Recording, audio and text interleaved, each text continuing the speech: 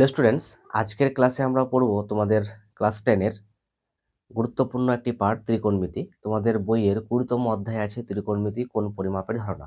আজকে আমরা এই চ্যাপ্টারের বেসিক কিছু কনসেপ্ট এই লেকচারে পড়ব। এই লেকচারে আমরা কি পড়বো? ত্রিকোণমিতি কি, ত্রিকোণমিতির প্রয়োজনীয়তা কি, জ্যামিতিক কোণ কি, তারপরে ত্রিকোণমিতিক কোণ কাকে বলে, এবং তার সাথে আমরা বেসিক কিছু ডায়াগ্রাম সহ ত্রিকোণমিতির বেসিক কনসেপ্টগুলো আমরা বোঝার চেষ্টা করব। তো ত্রিকোণমিতি কি? ত্রিকোণমিতি হচ্ছে গণিত শাস্ত্রের একটি শাখা, যে শাখায় কি সমকোণী ত্রিভুজ বা তার বাহুর সাথে সম্পর্ক আলোচনা করা হয়। এবং এই ত্রিকোণমিতির সাহায্যে আমরা কিন্তু বিভিন্ন পরিমাপ, বিভিন্ন দৈর্ঘ্য পরিমাপ, উচ্চতা পরিমাপ, কোণ পরিমাপ করতে পারি। কিভাবে করতে পারি? ধরো যে কোনো একটা আহ, আহ, উঁচু গাছ, তাহলে উঁচু গাছের উচ্চতা যদি আমরা নিচ থেকে গাছের উপরে না উঠি বা তার শীর্ষস্থানে না উঠে যদি আমরা গাছের উচ্চতা মাপতে পারি, তাহলে এই ত্রিকোণমিতির সাহায্যে আমরা সেটা করতে পারবো। ধরো যে কোনো একটা উঁচু স্তম্ভ, উঁচু স্তম্ভের উপরে না উঠে আমরা সেই উঁচু স্তম্ভটা কতটা উচ্চতায় আছে সেটা আমরা মাপতে পারবো ত্রিকোণমিতির সাহায্যে। ধরো যে কোনো একটা গাছ ঝড়ে যদি, একটা নারকেল গাছ ধরো লম্বা অনেক, তাহলে নারকেল গাছের উপরে না উঠেই যদি আমরা সেই নারকেল গাছকে মাপি তাহলে কতটা দৈর্ঘ্য, তাহলে সেটা কিন্তু আমরা ত্রিকোণমিতির সাহায্যে করতে পারি। বা ধরো যে ঝড়ে কোনো একটা নারকেল গাছ মাঝখান থেকে তার উপরের অংশটা ভেঙে বা মচকে হয়তো পড়ে গেছে, মাটিতে ভূমিতে সঙ্গে মিশে গেছে, তাহলে যদি, তাহলে কি হয় যে ওই আমরা সেই কত ডিগ্রি কোণে সেটা মাটিতে ভূমিতে স্পর্শ করেছে, বা তার গোড়া থেকে নিচ থেকে কতটা দূরে গিয়ে তার আহ, উঁচু অংশটা সর্বোচ্চ অংশটা কি হয় স্পর্শ করেছে, সেটা আমরা কিন্তু এই ত্রিকোণমিতির সাহায্যে করতে পারি। আর কি করতে পারবো? এই ত্রিকোণমিতির সাহায্যে ধরো যে খরস্রোতা নদী এই পার থেকে ওই পারে না গিয়ে আমরা নদীর চওড়া কতটা সেটা আমরা মাপতে পারবো ত্রিকোণমিতির সাহায্যে। তাহলে কিন্তু আমরা ত্রিকোণমিতির সাহায্যে অনেক কিছুই কিন্তু আমরা ক্যালকুলেশনের মাধ্যমে বার করতে পারবো। এই জন্যই আমরা ত্রিকোণমিতি পড়বো। তো চলো আমরা আজকের ক্লাসটা শুরু করি। তো ত্রিকোণমিতি, ত্রিকোণমিতি যাকে বলা হয় ট্রাইগোনোমেট্রি।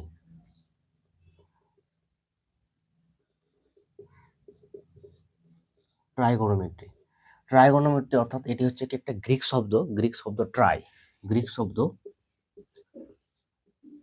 গ্রিক শব্দ ট্রাই, ট্রাই যার অর্থ হলো তিন, গণ যার অর্থ হলো কোণ, যার অর্থ হলো কোণ, মেট্রন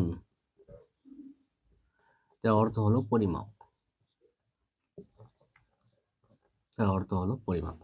তাহলে এই হচ্ছে আমাদের এই গ্রিক শব্দ ট্রাই, যার অর্থ হলো তিন, গণ হচ্ছে কোণ, আর মেট্রন হচ্ছে পরিমাপ। তাহলে আমরা কোণ পরিমাপ বা তার বাহুর সাথে সম্পর্ক কিন্তু এই ত্রিকোণমিতিতে আমরা আলোচনা করব। তো এই হচ্ছে তোমাদের এই চ্যাপ্টারের বেসিক কিছু কনসেপ্ট। এরপরের চ্যাপ্টারগুলোতে অঙ্ক আছে, বিভিন্ন আহ, সমস্যাগুলো আছে, সেগুলো আমরা কিন্তু পরে সমস্যা সমাধান করব। তো আজকের ক্লাসে আমরা যেটা দেখছি সেটা হচ্ছে কি ত্রিকোণমিতির বেসিক ধারণাগুলো। তো চলো প্রথমে আমরা দেখব যে, তাহলে আমরা দেখলাম যে ত্রিকোণমিতির শাব্দিক যে অর্থটা সেটা একটি গ্রিক শব্দ, ট্রাই অর্থ তিন, কোণ অর্থাৎ কোণ, মেট্রন হচ্ছে পরিমাপ। এরপরে আমরা দেখছি যে ধরো যে ত্রিকোণমিতি আমরা যদি একটু প্রথম থেকেই দেখি, ধরো যে কোনো একজন বালক কি করছে, যে তার এই পি বিন্দু অবস্থান থেকে কি করছে, কোনো একটা ঘড়ি ওড়াচ্ছে, কোনো একটা সে কি করছে, ঘড়ি ওড়াচ্ছে। মানে ধরো তার ঘড়িটা যদি এইখানে থাকে, এই তার ঘড়িটা, ধরো এই সুতোর সাহায্যে তার ঘড়িটা এইখানে আছে, তাহলে এই ঘড়ি তার ভূমি থেকে কতটা উচ্চতায় উঠছে সেটা আমরা পরিমাপ করতে পারবো। এবং এই ঘড়ি বরাবর যদি আমরা এই ভূমি অবধি কি করি, এই ভূমি অবধি একটা উলম্ব রেখা টানি, মানে ধরো যেটা আমরা 90 ডিগ্রি নিলাম, তাহলে কি হয় যে এই ভূমির সাথে এই বালকের যে সুতোটা, অর্থাৎ যদি এটা সমকোণী ত্রিভুজ কল্পনা করি আমরা, তাহলে এই যে যেটা হচ্ছে অতিভুজ আকার, যেটা সুতোটা, তাহলে কত ডিগ্রি কোণ করে ঘড়িটা উঠছে উপরে, তাহলে ভূমি থেকে কতটা উচ্চতায় ঘড়িটা উপরে উঠছে সেটা আমরা কিন্তু বার করতে পারবো। ধরো থিটা কোণ করে উঠছে, তাহলে এই থিটা কোণের মানটা আমরা কিন্তু বার করতে পারবো ত্রিকোণমিতির সাহায্যে। যেটা আমরা প্রথমেই বললাম যে ধরো কোনো একটা উঁচু স্তম্ভ, তাহলে ধরো যে কোনো একটা উঁচু স্তম্ভ, এই উঁচু স্তম্ভের উপরে না উঠেই, উঁচু স্তম্ভের আমরা উপরে না উঠেই কি করতে পারছি, যে এইখান থেকে কতটা উচ্চতায় আছে, ধরো যে এইচ উচ্চতায় আছে, তাহলে এইচ এর মানটা আমরা কিন্তু বের করতে পারবো ত্রিকোণমিতির সাহায্যে। ধরো যে কোনো একটা, বললাম যেটা, যে ধরো যে কোনো একটা গাছ, তাহলে কোনো একটা গাছ এইখান থেকে ভেঙে ধরো এইখানে ভূমি বরাবর এইখানে স্পর্শ করেছে, ভূমি বরাবর এইখানে স্পর্শ করেছে, তাহলে এই ভূমি থেকে কতটা উচ্চতায়, ধরো এক্স উচ্চতায়, তাহলে কতটা উচ্চতায় ভেঙেছে, এবং এই তার গোড়া থেকে কতটা দূরে গিয়ে, গোড়া থেকে কতটা দূরে গিয়ে সেটা দুমড়ে পড়েছে বা ভেঙে পড়েছে, সেটা আমরা কিন্তু বের করতে পারবো। বা এই ভূমির সাথে কত ডিগ্রি কোণ করে বেড়েছে, কত ডিগ্রি কোণ করে পড়েছে, সেটা আমরা কিন্তু বের করতে পারবো ত্রিকোণমিতির সাহায্যে। আর কি বললাম, যে ধরো যে খরস্রোতা নদী, ধরো নদী বইছে, তাহলে নদীর এই পার থেকে, ধরো এই পয়েন্ট এ, এইখান থেকে পয়েন্ট বি, তাহলে এই পারে দাঁড়িয়ে থেকেই যদি আমরা ওই পার এবং এই পারের চওড়াটা, মানে চওড়াটা, নদীর যে চওড়া কতটা আছে, সেটা আমরা কিন্তু বার করতে পারবো। বা ধরো যে কোনো একটা নৌকা, ধরো যে এই স্রোতের স্রোতের অনুকূল, বা ধরো যে স্রোতের অনুকূলে যাচ্ছে, তাহলে অনুকূল বরাবর কত এই জায়গায় পৌঁছাবে, সি বিন্দুতে, অনুকূল বরাবর সি বিন্দুতে গিয়ে সে পৌঁছাবে। তাহলে এই সি বিন্দুতে পৌঁছাবার তাহলে কত ডিগ্রি কোণ করে সে যেতে পারবে, ধরো যখন একটা ডিগ্রি কোণ করে গেল, এবার তাহলে যদি এইখানে পৌঁছায়, তাহলে এই সি বিন্দু বরাবর এই পারের দৈর্ঘ্যটা কত হতে পারে, সেই হিসাবে আমরা কিন্তু বিভিন্ন প্রবলেমগুলো কিন্তু আমরা সলভ করতে পারবো এই ত্রিকোণমিতির সাহায্যে। তো এইটাকে বোঝার আগে, আমরা ত্রিকোণমিতিক কোণ বোঝার আগে আমরা কি দেখবো, যে জ্যামিতিক কোণটা আসলে কি, জ্যামিতিক কোণ আমরা কিভাবে আমরা নির্ণয় করছি। ধরো জ্যামিতিক কোণ,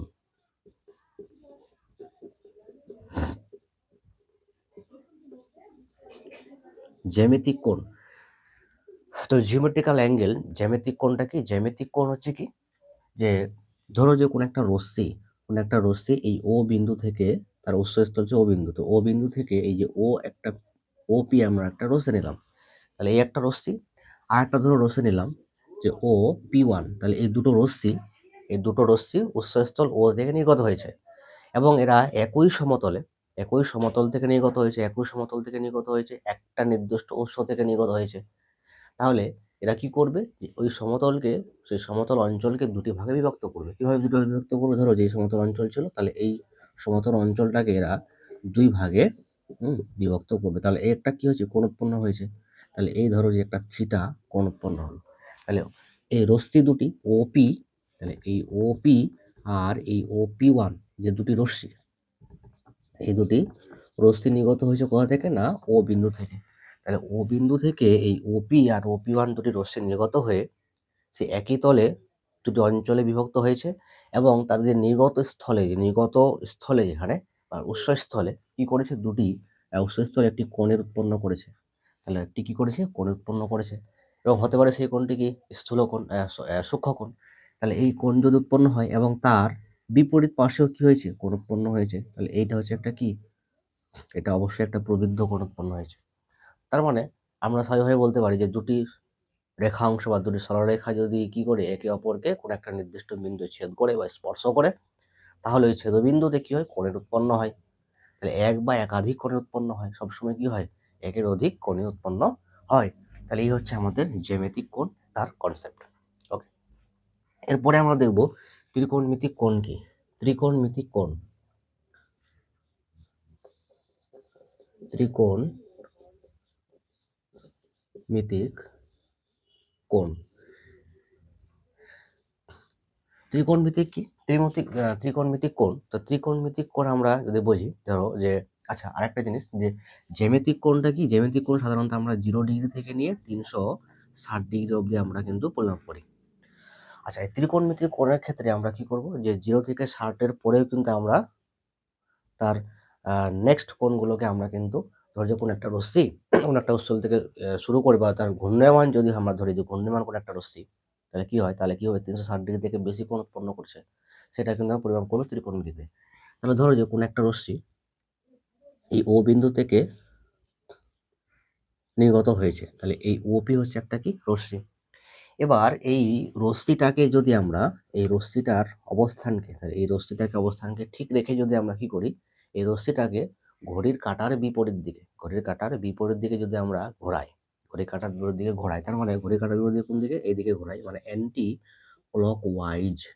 ক্লকওয়াইজ যদি আমরা ঘোরাই, তাহলে ধরো যে এই ওপি ওয়ান নিলাম একটা আলোক রশ্মি, ওপি টু নিলাম আলোক রশ্মি, ওপি থ্রি একটা আলোক রশ্মি নিলাম, তাহলে এখান থেকে ঘোরালাম, আবার ঘোরালাম, তাহলে ঘড়ির কাঁটার বিপরীত দিকে যদি আমরা তার অবস্থান ঠিক রেখে যদি আমরা ঘোরাই রশ্মিটাকে, তাহলে কি হবে? কোণ উৎপন্ন করবে। কার সাথে? না প্রাথমিক অবস্থানের সাথে কোণ উৎপন্ন করবে। তার মানে কি এই P O P one, P O P two, P O P three কোণগুলো উৎপন্ন করেছে। কি কোণ উৎপন্ন করেছে? P O P one, P O P two, P O P three. তাহলে এই কোণগুলো কিন্তু উৎপন্ন, ইত্যাদি কোণগুলো কিন্তু উৎপন্ন করছে। তাহলে এইগুলো হচ্ছে আমাদের কি ত্রিকোণমিতিক কোণে আমরা ধরতে পারি। এবার এই কোণগুলো কি অ্যান্টি ক্লকওয়াইজ। যদি আমরা এর ক্লকওয়াইজ ঘোরাই, যদি আমরা কি করি ক্লকওয়াইজ ঘোরাই, আচ্ছা অ্যান্টি ক্লকওয়াইজ ঘোরাতে গিয়ে ধরো যে এরকম হতে পারে, যে ধরো যে আমরা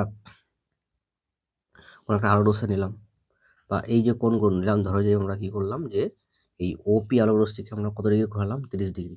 তাহলে এরপরের কোণটা হতে পারে 45 ডিগ্রি, তারপর নেক্সট কোণগুলো হতে পারে 60 ডিগ্রি। তাহলে এভাবে কিন্তু আমরা কি অ্যান্টি ক্লকওয়াইজ ঘোরাতে পারি।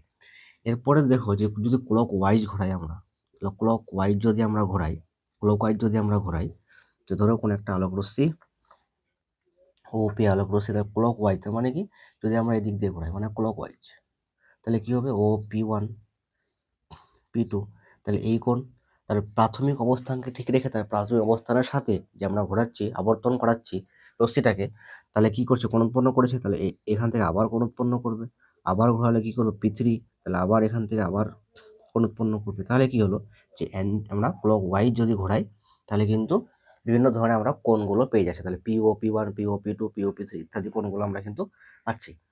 এরপরে আমরা দেখব যে ধনাত্মক কোণ এবং ঋণাত্মক কোণ। ধনাত্মক কোণ দেখি আমরা যে ধনাত্মক কোণটা কি।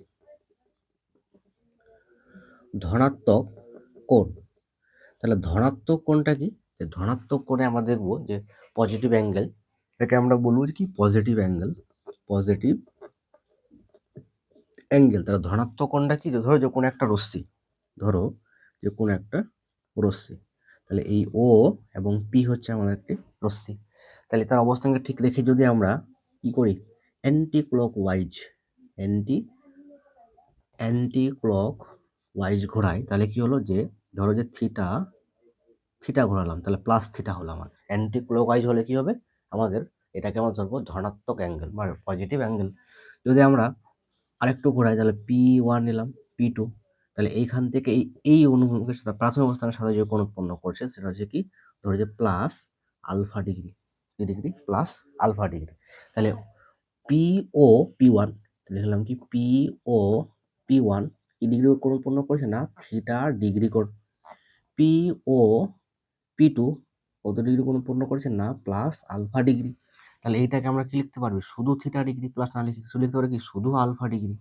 তাহলে এই কোণগুলো আমাদের কিন্তু উৎপন্ন করছে, এটা হচ্ছে আমাদের কি ধনাত্মক কোণ। ত্রিকোণমিতিতে আমরা কি বলবো? ধনাত্মক কোণ। যদি আমরা দেখি ঋণাত্মক কোণ, ঋণাত্মক কোণ কি? ঋণাত্মক কোণ অর্থাৎ negative number, sorry negative angle, negative angle ঋণাত্মক কোণ। তো এই ও উৎসস্থল থেকে কোন একটা রশ্মি নির্গত হচ্ছে পি ও পি, তাহলে তার মানে কিভাবে ঘোরাবো আমরা? আবর্তন কিভাবে করাবো রশ্মিটাকে? কিভাবে করাবো? Clock wise. তো এইখানে আসলো বা এইখানে আসলো, তাহলে পি ওয়ান পি টু যদি আসে, তাহলে এইটা হচ্ছে আমাদের কি? তাহলে এইখান থেকে এই এর সাথে কত ডিগ্রি? মাইনাস, যেহেতু থিটা ডিগ্রি, আচ্ছা কোণ তো কখনো মানে মাইনাস ডিগ্রিতে কোনো আসবে না, তার মানে কি বোঝাচ্ছে? আমরা দিকটা বোঝাচ্ছি যে কোন দিকে, তার মানে ক্লক ওয়াইজ। তাহলে এটা কি হচ্ছে? এটা হচ্ছে আমাদের কি ক্লক ওয়াইজ। তাহলে ক্লক ওয়াইজ হলে আমরা কি বলবো? যে ঋণাত্মক, আর অ্যান্টি ক্লক ওয়াইজ হলে আমরা বলবো ধনাত্মক। তাহলে এই ঋণাত্মক বোঝাতে, তার দিকটা বোঝাতে কিন্তু আমরা মাইনাসটা ব্যবহার করছি। তাহলে মাইনাস থিটা, তার প্রাথমিক অবস্থানের সাথে যে P two, sorry O P two, এই ও পি টু যে রশ্মিটা, তাহলে এর মানে কি? এই কোণটা হচ্ছে আমাদের কি minus alpha degree, minus alpha degree. তার মানে আমরা কি পেলাম? যে কোণ পি ও পি ওয়ান কত ডিগ্রি? Minus theta degree. কোণ P O P two minus alpha degree. তাহলে এই কোণগুলো আমরা কিন্তু পেলাম। এটা হচ্ছে আমাদের কি ঋণাত্মক কোণ। এগুলো হচ্ছে আমাদের ঋণাত্মক কোণ, আর এটা হচ্ছে আমাদের ধনাত্মক কোণ। এরপরে আমরা দেখব যে 0 ডিগ্রি থেকে 360 ডিগ্রি পরেও কি আমরা ডিগ্রিটাকে কীভাবে আমরা ক্যালকুলেট করতে পারবো, যে 360-এর পরে কি কোনো কোণে আমরা প্রয়োগ করতে পারি, সেটা আমরা কিন্তু দেখব। এবার দেখবো যে মানে 360 ডিগ্রি থেকে যদি বেশি হয়, 360 ডিগ্রি, 360 ডিগ্রি থেকে বেশি আমরা কোণগুলো কীভাবে আমরা পরিমাপ করছি। ধরো যে কোনো একটা আলোক রশ্মি এই ধরো যে পি বিন্দু থেকে নির্গত হচ্ছে, কোনো একটা আলোক রশ্মি পি বিন্দু থেকে নির্গত হলো, বা ধরো যে ও বিন্দু থেকে নির্গত হলো, তাহলে এই ওপি হচ্ছে একটা আলোক রশ্মি। এবার ধরো এর অবস্থানকে আমরা যদি অ্যান্টি ক্লকওয়াইজ নিই, ধরো যে পি আর P1, তাহলে এইটা করছে আমাদের কি থিটা ডিগ্রি। তাহলে থিটা ডিগ্রি আমরা কি করলাম, তার অবস্থানকে ঠিক রেখে আমরা থিটা ডিগ্রি কিন্তু ঘোরালাম কোনটাকে, রশ্মিটাকে, তাহলে থিটা ডিগ্রি পেলাম আমরা। এবার যদি এই রশ্মিটা কি করে এই ও বিন্দু থেকে নির্গত হয়ে একবার পূর্ণ আবর্তন করে যদি কি হয় যে না কোনো একটা অবস্থানে P2-তে আবার অ্যান্টি ক্লকওয়াইজ P2-তে যায়, তাহলে এই P2 রশ্মি, তাহলে এই যে P2 এই রশ্মিটা তাহলে আমরা কীভাবে পরিমাপ করবো আমরা, তাহলে কি করেছে এই OP রশ্মিটা একবার পূর্ণ আবর্তন করে, তার মানে এখান থেকে ঘুরে এসে তাহলে এই P2 অবস্থানে গেছে, তার মানে তাহলে এইটাতে আমাদের কি পেয়েছিলাম থিটা, তাহলে এই কোণটা আমরা কত ডিগ্রি পাবো, 360 প্লাস থিটা। কি পাবো আমরা না কোণ পিও P2 আমরা কি পাচ্ছি 360 degree plus theta degree, 360 degree plus theta degree, এটা কিন্তু আমরা কোণ পাচ্ছি। তার মানে যে এই ওপি রশ্মিটা কি করছে একবার পূর্ণ আবর্তন করে অ্যান্টি ক্লকওয়াইজ আবার P2 অবস্থানে গেছে, P2 অবস্থানে আবার সেটাকে সরিয়ে দিয়েছে, তার মানে কি হলো যে পূর্ণ আবর্তন করার পর P2 অবস্থানে যদি আবার এই রশ্মিটা যায় তাহলে কি হবে 360 ডিগ্রি প্লাস থিটা ডিগ্রি কোণ উৎপন্ন করছে।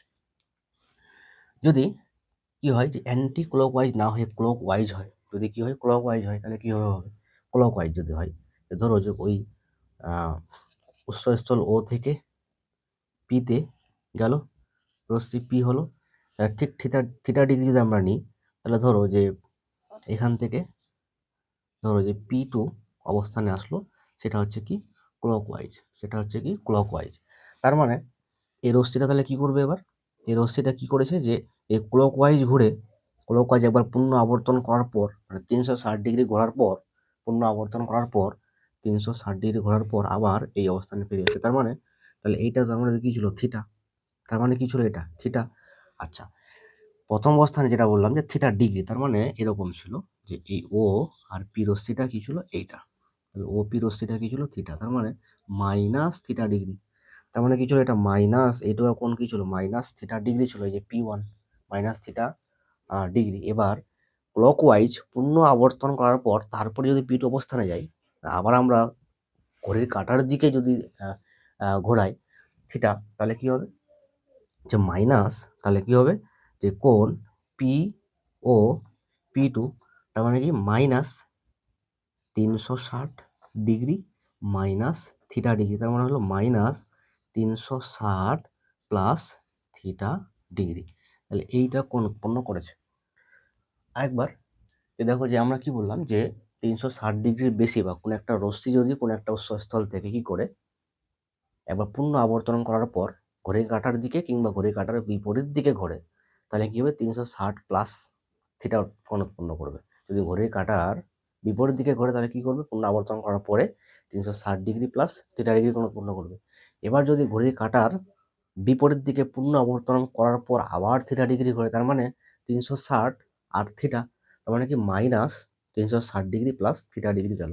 মাইনাসটা এই জন্যই যেহেতু ঘড়ির কাঁটার দিক বোঝাতে কিন্তু মাইনাসটাকে ব্যবহার করা হচ্ছে। তাহলে এই হচ্ছে আমাদের ঋণাত্মক কোণের পূর্ণ আবর্তনের পরে যে আমরা পরিমাপটা করতে পারছি সেটা হচ্ছে আমাদের এইটা কোণ। তাহলে এই হচ্ছে আমাদের আজকের লেকচারে কিন্তু জ্যামিতিক কোণ এবং ত্রিকোণমিতিক কোণের ধারণা।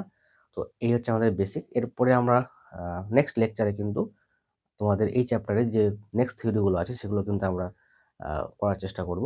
তো যাই হোক আজকে এই অবধি, এরপর লেকচারে কিন্তু নেক্সট আমরা আলোচনা করব। তো থ্যাংক ইউ ভেরি মাচ।